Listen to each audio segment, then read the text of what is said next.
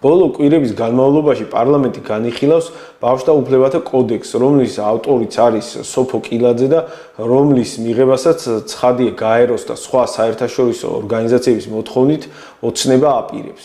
მთელი ამ კოდექსის ძირეული იდეა ის პრინციპი, რომ ბავშვის საუკეთესო ინტერესს განსაზღვრავს არა ოჯახი, არამედ სახელმწიფო, გაეროს კონვენცია და სხვადასხვა საერთაშორისო ხელშეკრულებები. ანუ ამ კოდექსის თანახმად ბავშვი არის არა ოჯახის, არამედ სახელმწიფოს საკუთრება. შესაბამისად, ოჯახის ავტონომიურობა შეკვეცილია და ბავშვის აღზრდის პროცესი მოქცეული უნდა იყოს ლიბერალური იდეოლოგიის ფარგლებში. მოკლედ, ამ კოდექსის შინაარსს უფრო დეტალურად სხვა ვიდეოებში გავარჩევ და ამ ვიდეოში მინდა შევეხო ამ კოდექსის განხილვის მხოლოდ ერთ ასპექტს. ყობა დავითაშვილის ალტერნატივა საქართველოსთვის და საზოგადოების კონსერვატიული ნაწილის მოთხოვნით კოდექსის წარმოდგენილ ტექსტს დაემატა ჩანაწერი, რომ სქესობრივი აღზრდის შესახებ განათლების მიღება შესაძლებელი უნდა იყოს მხოლოდ მშობლის თანხმობის შემთხვევაში. რაც ნიშნავს, რომ ვინმე ხატი ახალაიას მსგავს ლიბერალ აქტივისტებს მშობლების დაუკითხავად არ შეეძლებათ ბავშვებს წაუკითხონ ისეთი სისულელეები, გაკვეთილები ისეთ სისულელეებზე, რომ თქვათ ჰომოსექსუალობა და ჰომოსექსუალური ურთიერთობები ნორმალურია, ან თქვათ ბავშვმა თვითონ უნდა აირჩიოს ბიჭია თუ გოგო და ასე შემდეგ. ამ ჩანაწერის პასუხად LGBT აქტივისტებმა, ჩერგოლეიშვილისნაირმა პროპაგანდისტებმა და ვიღაც ფსევდომეცნიერმა, ფსევდოფსიქოლოგმა, იდიოტებმა მოაწყეს ისტერიკა, რომ აი როგორ გაბედეს დეპუტატებმა და ბნელი ფანატიკოსების კარნახით როგორ ჩაწერეს კოდექსში, რომ მშობლებს უფლება უნდა ჰქონდეთ ბავშვები არ დაასწრონ ამ ანტიმეცნიერული, ანტილოგიკური ბოდვების კარნახს.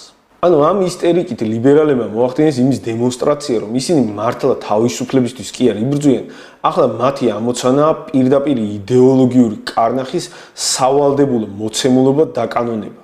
ეს კარნახი უნდა დაიწყოს უკვე ბავშვობის ასაკიდან, პირველ რიგში სექსუალობის შესახებ ტრადიციული ადეკვატური შეხედულებების მოშლით და ამ თემაზე გენდერული იდეოლოგიის იდიოტობების კარნახით და მშობლებს არ უნდა ჰქონდეთ იმის საშუალება, რომ ბავშვები ამ პათოლოგიური ბოდვებისგან დაიცვან. ეს მოცემულობა უკვე ძალაშია ბევრ ლიბერალურ ქვეყანაში, სადაც მხოლოდ ის კი არ ხდება, რომ ბავშვებს თქვათ ვიღაც ქალების ტანსაცმელში გამოწყობილი მამაკაცები უკითხავენ გაკვეთილებს იმის შესახებ, რომ ჰომოსექსუალური ურთიერთობები ნორმალურია, არამედ სასწავლებლებს იმისი უფლებაც კი აქვს მშობლებს არ შეატყობინონ მათმა შვილებმა გენდერის შეცვლის გადაწყვეტილება თუ მიიღეს. ანუ იქ საგანმანათლებლო სისტემებში რეალურად სახეზეა რადიკალური იდეოლოგიური კარნახის ფორმატი.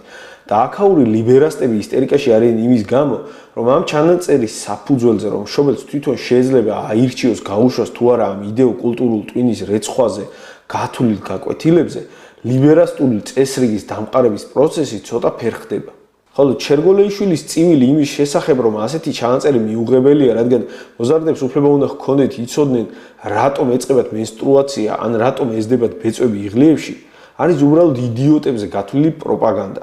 რადგან ეს ყველაფერი ანატომიის საკითხებია და ისედაც ისწავლებოდა ანატომიის გაკვეთილებზე უკვე 10 წლეულების წინაც კი. ხოლო სექსუალური აღზრდა სრულიად სხვა ცნებაა და გულისხმობს გარკვეულ კულტურულ იდეოლოგიურ ხედვას სექსუალობის თემის და მასთან დაკავშირებული მორალური ნორმების შესახებ.